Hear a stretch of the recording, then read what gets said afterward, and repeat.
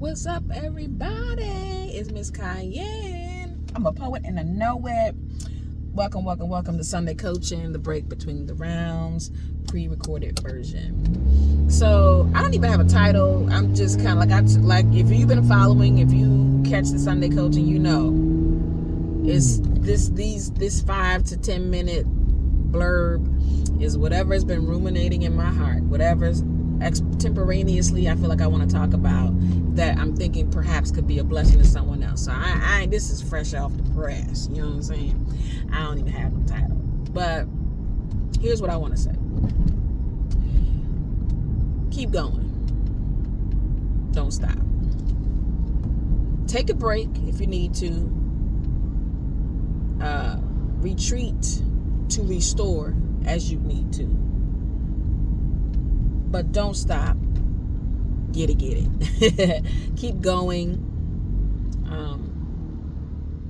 If you have something that you believe God has placed in your heart to do, if you are doing something to help, in some fashion or form, some kind of helping thing that you've been doing, whether that's a food pantry or, in my case, poetry and writing, and if you help the strays, or you are a pastor, or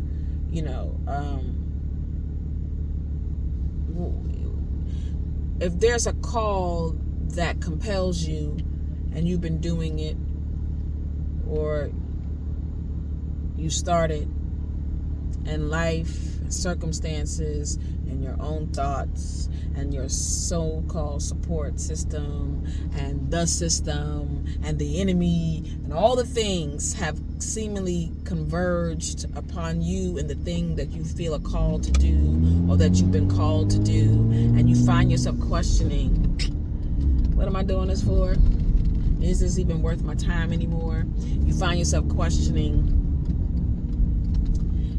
whether or not you're effective, it even matters anymore. You just find yourself questioning because you're tired, because you're getting weary, even in the well-doing, because things don't seem to be flowing in your favor, and all the things. If this is you, but while you're having this moment of questioning, I want you to pay close attention to the subtle interruption to the questioning. Sometimes the interruption to the questioning, or the answer to those questions, is lurking right there, but you gotta sweep away the extra noise and listen. I want to say, don't stop, keep going. Take breaks, sabbaticals, breaks to be restored, to upskill, to get more direction. So those moments and seasons are necessary, but keep doing what God has called you to do. Here's the reason why. I have been in that space, right?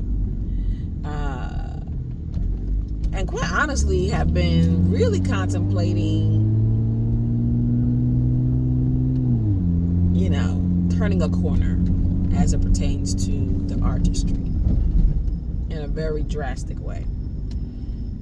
And I got a call today from a woman that I met 20 years ago at an event where I was performing my poetry, sharing my poetry. Sharing the poetry that God gave me is probably how I should say it. 20 years ago, so when the name came up, I was like, I don't know no person by this name. So you know how we do. I'm working. I don't know. It's telemarketers, wrong number. But I'm also kind of moving and grooving, so I don't have time to kind of sift through that. And then the person left me a text, say, hey, this is who I am. And I'm still like, I don't know. So then I kind of did some scrolling back, to find out, how do I know this person? And it was literally 20 years ago when we met and had conversations, and they had purchased a product of mine that I did over 2 decades ago. And we got a chance to speak, and she was sharing something with me that blessed me. Yeah, she was asking if I could come and do some spoken word and that kind of thing, which is, of course, a blessing. But she shared with me, hey, listen, I told you when I met you 20 years ago that we're going to do some things. I'm going to find a way to make sure that we can do something with you and bring you on and have you share your gift. We're going to do it. Now, I've heard that 1,000 times and then some. And, that was that. But she's circling back 20 years later. She said, what I said, I meant. And I've never forgotten you and the gift. As a matter of fact, I think about you and the gift and how we can incorporate bringing you into some things that we are doing here. I'm not forgetful of what I said. You remember the story in the Bible where you have Joseph and he's in jail, and you have the baker, and I think it was the candlestick maker. And he asked one to remember him, and the other, one did and one did not. And I'm grateful to be remembered. Because God orchestrates moments. He doesn't operate in time. He operates in eternity. And so in this seemingly superfluous moment, the serendipity of the moment, rather, you meet somebody in a park in this city, and oh, we gotta do something, and then 20 years go by, you just think, you forget about it. But God, when He calls you, when He puts a gift in you, and you are obedient to do it, every moment is intentional. Every moment is seasoned with destiny and purpose. And you never know when those moments will continue to unfold even in the future for you and for the people to hear you or to experience whatever you're giving. It blessed me because I've had a few more experiences of that nature lately. It blessed me because what I'm left with is don't give up. Keep doing what you're doing. Understand that when there is a compelling and a call, you don't have the option of just saying, because every moment is intentional. Every moment is seasoned with purpose and destiny. And in due season, the moment will circle back. There will be another level of fulfillment and manifestation. And even that has more manifestation on top of that. So just keep going. Don't stop. Don't be discouraged for long. Be encouraged. Understand and know that